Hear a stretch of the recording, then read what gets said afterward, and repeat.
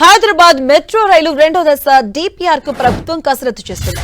మొత్తం 116.2 కిలోమీటర్లలో మెట్రో రైలు రెండో దశకు 2 రోజుల క్రిందట ముఖ్యమంత్రి రేవంత్ రెడ్డి ఆమోదం తెలిపారని metro rail MD NVS Reddy తెలిపారు.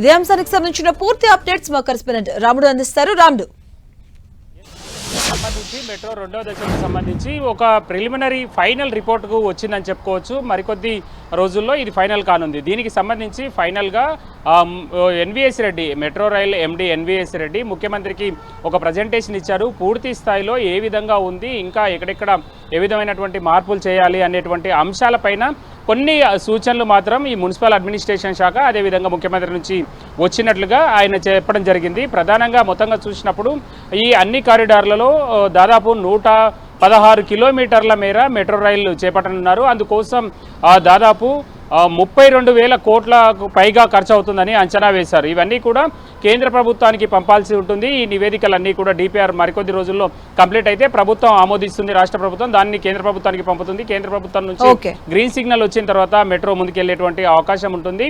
అయితే వివిధ ప్రాంతాల్లో మెట్రోను మరింతగా పొడిగించాలని ప్రభుత్వం నిర్ణయించినటువంటి నేపథ్యంలో అందుకు తగ్గట్టుగా అయితే అధికారులు అన్ని ఏర్పాట్లు చేస్తున్నారు. డిపిఆర్ను వేగంగా కంప్లీట్ చేయడం ద్వారా పనులను తొందర ప్రారంభించాలనేది అందుకు అనుగుణంగా అయితే వాళ్ళు ముందుకెళ్తున్నటువంటి పరిస్థితి ఉంది. ఓకే, థ్యాంక్ యూ రాముడు.